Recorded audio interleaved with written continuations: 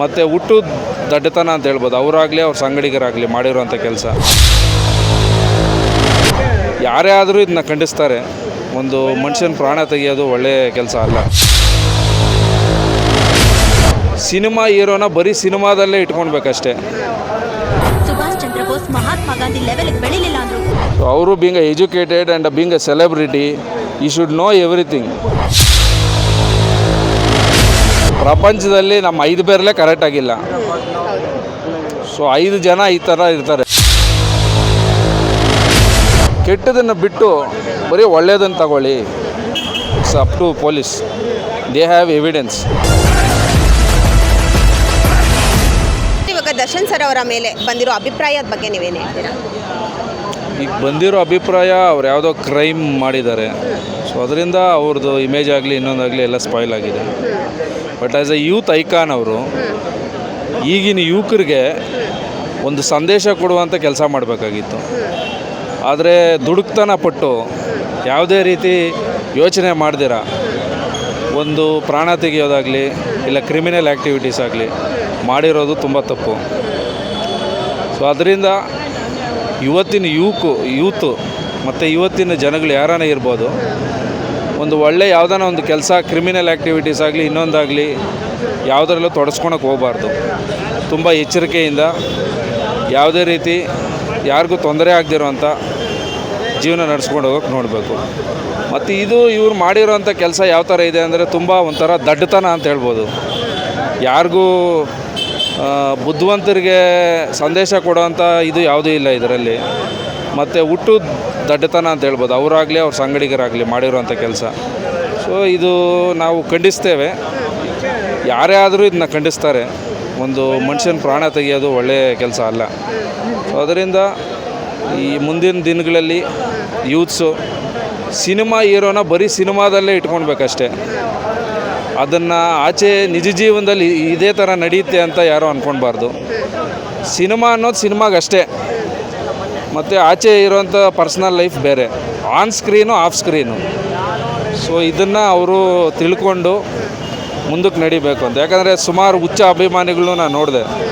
ಅಲ್ಲಿ ಸ್ಟೇಷನ್ ಹತ್ರ ಹೋಗೋದಾಗಲಿ ಇನ್ನೊಂದಾಗಲಿ ಈ ಥರ ಆ ಥರ ನಡೆಯೋದ್ರಿಂದ ಏನು ಅದರಲ್ಲಿ ಯಾರಿಗೂ ಏನು ಲಾಭ ಏನಿಲ್ಲ. ಮತ್ತು ಯಾರನ್ನೂ ಅಲ್ಲಿ ಉಬ್ಸೋ ಅಂಥದ್ದಾಗಲಿ ಇಲ್ಲ ಯಾರಿಗೋ ಇನ್ನೂ ಅವ್ರನ್ನ ಉತ್ಸಾಹ ಪಡಿಸೋದಾಗಲಿ ಅದರ ಯಾವುದೂ ಇಲ್ಲ. ಸೊ ಯಾರೇ ಆದ್ರೂ ಈ ವಿಷಯನ ಕಂಡಮ್ ಆಗಿ ಮಾಡಬೇಕು. ಮತ್ತು ಮುಂದಿನ ದಿನಗಳಲ್ಲಿ ಈಗ ಪೊಲೀಸ್ ಇಲಾಖೆ ಅದರ ಬಗ್ಗೆ ಏನು ತನಿಖೆ ಆಗಲಿ ಇನ್ನೊಂದಾಗಲಿ ಮಾಡ್ತಾಯಿದೆ.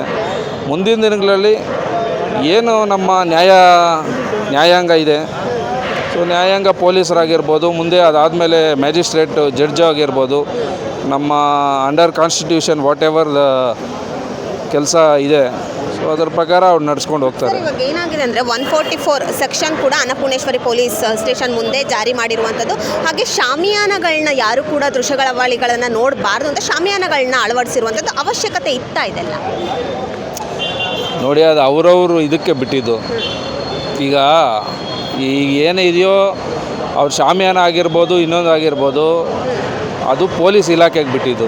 ಅವರ ಅನುಕೂಲಕ್ಕೋಸ್ಕರ ಅವ್ರು ಹಾಕ್ಕೊಂಡಿದ್ದಾರೆ. ಈಗ ಹಾಗೆ ಜನಸಾಮಾನ್ಯರಿಗೆ ತೊಂದರೆಗಳಾಗ್ತವೆ. ಜನಸಾಮಾನ್ಯರಿಗೆ ಯಾವುದೇ ರೀತಿ ತೊಂದರೆ ಇಲ್ಲ. ಜನಸಾಮಾನ್ಯರು ಈಗ ನೋಡಿ, ಇದು ಜನಸಾಮಾನ್ಯರ ಸಮಸ್ಯೆ ಅಲ್ಲ. Once the crime is done, ಇದು ಬಂದು ಪೊಲೀಸ್ ಇಲಾಖೆಯವ್ರ ಕರ್ತವ್ಯ. It's under there this thing. ರಸ್ತೆ ಪೂರ ಬಂದ್ ಮಾಡಿದ್ದಾರೆ, 2 ಕಡೆ ರಸ್ತೆ ಕೂಡ ಬಂದ್ ಮಾಡಿದ್ದಾರೆ 144 ಸೆಕ್ಷನ್ ಜಾರಿ ಮಾಡಿರೋದ್ರಿಂದ. ಅಲ್ಲಿ ಈ ಮುಂಚೆ ಯಾವುದೇ ರೀತಿ ರೋಡು ಬಂದಾಗಲಿ ಇನ್ನೊಂದಾಗಿ ಆಗಿರಲಿಲ್ಲ. ಈಗ ಅಲ್ಲಿರುವಂಥ ಪರಿಸ್ಥಿತಿ, ಯಾಕಂದರೆ ನೀವು ಮೀಡಿಯಾ ಅವರೇ ನೋಡಿದ್ದೀರ, ಸುಮಾರು ಅಭಿಮಾನಿಗಳು ಹೋಗಿ ಅಲ್ಲಿ ಗೊಂದಲ ಮಾಡಿ ಆ ರೋಡೆಲ್ಲ ಬ್ಲಾಕ್ ಮಾಡಿ ದೊಡ್ಡ ತೊಂದರೆ ಆಗಿದೆ, ಲಾಠಿ ಚಾರ್ಜು ಎಲ್ಲ ಆಗಿದೆ. ಸೊ ಇದರಿಂದ ಅಲ್ಲಿ ಪೊಲೀಸವರು ಅವ್ರ ಸುರಕ್ಷತೆಗೋಸ್ಕರ ಮತ್ತು ಯಾರಿಗೂ ಮುಂದಿನ ದಿನದಲ್ಲಿ ಅಲ್ಲಿ ಯಾವುದೇ ರೀತಿ ಚಟುವಟಿಕೆಗಳು ಆಗದಿರೋ ಅಂಥ ಕ್ರಮ ತಗೊಂಡಿದ್ದಾರೆ. ಅದು ಅವ್ರಿಗೆ ಬಿಟ್ಟಿದ್ದು. ಸೊ ನಮ್ಮ ಅನಿಸಿಕೆ ಏನು ಅಂದರೆ, ನಾವು ಒಂದು ಪರ್ಸನ್ ಆಗಿ ಯಾವುದೇ ಒಂದು ಕಾರ್ಯ ಮಾಡಬೇಕಾದ್ರೆ ತುಂಬ ಯೋಚನೆ ಮಾಡಬೇಕು. ಮತ್ತು ಅದು ಯಾವುದೇ ಅವ್ರ ರೀತಿ ಹಗರಣ ಆಗಲಿ ಇನ್ನೊಂದಾಗಿ ಇದ್ದಿದ್ದರೆ ಅದನ್ನು ಪೊಲೀಸವ್ರಿಗೆ ತಿಳಿಸಿ ಅದನ್ನು ಸಾಲ್ವ್ ಮಾಡ್ಕೊಳ್ಬೋದಾಗಿತ್ತು. ಇಲ್ಲಿವರೆಗೂ ಹೋಗೋ ಅಗತ್ಯ ಇರಲಿಲ್ಲ. ಇದು ಒಂಥರ ಏನು ಹೇಳಬೇಕು ಅಂದರೆ, ಇದೊಂಥರ ಅವರು ಬುದ್ಧಿವಂತಿಕೆ ಅಲ್ಲ ಇದು. They did not use there brain, just they use there Fist. So ಎಲ್ಲದಕ್ಕೂ ನಾವು ನಮ್ಮ ಹಣೆ ಗಟ್ಟಿಯಾಗಿದೆ ಅಂತ ಬಂಡೆಗೆ ಹೊಡ್ಕೊಳಕ್ಕಾಗಲ್ಲ. ನಮಗೂ ಕೆಲವೊಂದು ಕಟ್ಟುಪಾಡುಗಳಿದೆ. ನಾವು ಅಂಡರ್ ಕಾನ್ಸ್ಟಿಟ್ಯೂಷನ್ ಆಫ್ ಇಂಡಿಯಾ ಇದ್ದೀವಿ. ಸೊ ಅವರು being educated and being a celebrity, you should know everything. ಹಲ್ಲೆ ಆಗಿರುವಂಥ, ಕೊಲೆ ಆಗಿರುವಂಥ ರೇಣುಕಾಸ್ವಾಮಿ ಅವರು ಅಶ್ಲೀಲ ಫೋಟೋಗಳನ್ನು ಕಳಿಸುವಂಥ ಅವಶ್ಯಕತೆ ಇತ್ತ? ಅದು ಅವ್ರಿಗೆ ಬಿಟ್ಟಿದ್ದು, ನೀವು ಅವ್ರನ್ನ ಕೇಳಬೇಕು. ಈಗ ಅವರಿಲ್ಲ ಅಲ್ವಾ? ನೋಡಿ, ಪ್ರಪಂಚದಲ್ಲಿ ನಮ್ಮ 5 ಬೇರ್ಲೇ ಕರೆಕ್ಟಾಗಿಲ್ಲ. ಸೊ 5 ಜನ ಈ ಥರ ಇರ್ತಾರೆ. ಸೊ ಅದೆಲ್ಲ ಅವರವ್ರ ಅನಿಸಿಕೆಗಳಿಗೆ ಬಿಟ್ಟಿದ್ದಂಥದ್ದು. ಸೊ ಯಾವುದೇ ಒಂದು ಅವ್ರು ಕ್ರಿಮಿನಲ್ ಆಗಲಿ ಇನ್ನೊಂದಾಗಲಿ ಮಾಡಿದ್ರೆ ಅದನ್ನು ನಾವು ಬಗೆಹರಿಸ್ಕೊಳೋದು ಯಾವ ಥರ? ಯಾವುದೇ ಈಗ ನಿಮ್ಗೊಂದು ತೊಂದರೆ, ನಿಮಗೆ ಒಂದು ಮೆಸೇಜ್ ಬಂತು, ನೀವು ಅದನ್ನ ಯಾವ ರೀತಿ ಬಗೆಹರಿಸ್ಕೊಳ್ಬೇಕು? ಯು ಹ್ಯಾವ್ ಅ ಸಿಸ್ಟಮ್, ಒಂದು ಸಿಸ್ಟಮ್ ಇದೆ. So you need to go to police station. ಅದ್ರ ಬಗ್ಗೆ ನೀವು ಒಂದು ಸೈಬರ್ ಕ್ರೈಮ್ ಪೊಲೀಸ್ ಸ್ಟೇಷನಲ್ಲಿ ಒಂದು ಕಂಪ್ಲೇಂಟ್ ಕೊಡ್ಬೋದಾಗಿತ್ತು. Further they would have investigated. ಆಮೇಲೆ ಅವ್ರಿಗೆ ಯಾವುದೇ ರೀತಿ ಯಾವ ಕಾನೂನು ಕ್ರಮ ತಗೊಂಡು ಅವ್ರಿಗೆ ಯಾವುದು ಶಿಕ್ಷೆ ಆಗಬೇಕಾಗಿತ್ತು ಅದು ಆಗ್ತಾಯಿತ್ತು. ಸೊ ಕಾನೂನನ್ನ ನಿಮ್ಮ ಕೈಗೆ ತಗೊಳ್ಳೋಂಥದ್ದು it's a big mistake. And even in that being a celebrity, ಎಲ್ಲೋ ಇವರು ಒಂದು ಕೆಟ್ಟ ಸಂದೇಶ ಕೊಟ್ಟಿದ್ದಾರೆ ಸಮಾಜಕ್ಕೆ ಅಂತ. ಸೊ ಅದರಿಂದ ಈಗಿರೋ ಯೂತ್ಸು ಕೆಟ್ಟದನ್ನು ಬಿಟ್ಟು ಬರೀ ಒಳ್ಳೆಯದನ್ನು ತಗೊಳ್ಳಿ. ಕೆಟ್ಟದನ್ನು ನೋಡಿದ್ರೂ ಅದರಲ್ಲಿ ತೊಡಗಿಸ್ಕೊಳಕ್ಕೆ ಹೋಗಬೇಡಿ. ಸರ್, ಇವಾಗ ಕೆಲವೊಬ್ಬೊಬ್ಬರು ಏನು ಹೇಳ್ತಾ ಇದ್ದಾರೆ ಅಂದರೆ, ಇನ್ನೂ ಕೂಡ 7 ದಿನಗಳ ಕಾಲ ವಿಚಾರಣೆಗೋಸ್ಕರ ಕರೆಸ್ಕೊಂಡಿದ್ದು, ಇವ್ರು ಕೊಲೆ ಮಾಡಿಲ್ಲ ಅಂತ ಹೇಳ್ತಿದ್ದಾರಲ್ಲ, ಅದಕ್ಕೆ ಏನು ಹೇಳ್ತೀರಾ? ಅದು ಅವ್ರಿಗೆ ಬಿಟ್ಟಿದ್ದು. ಯಾಕಂದರೆ ಆ ಮ್ಯಾಟ್ರ್ ಏನೇ ಇದ್ರೂ it's up to police. They have evidence ಅಲ್ವಾ? They have their own forensic team. ಅವ್ರ ಹತ್ರ ತನಿಖೆದ ಅಧಿಕಾರಿಗಳಿದ್ದಾರೆ. So it's all up to IO. Over the investigation officer is there, it's up to him.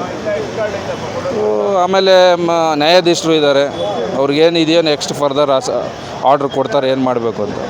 It's up to them.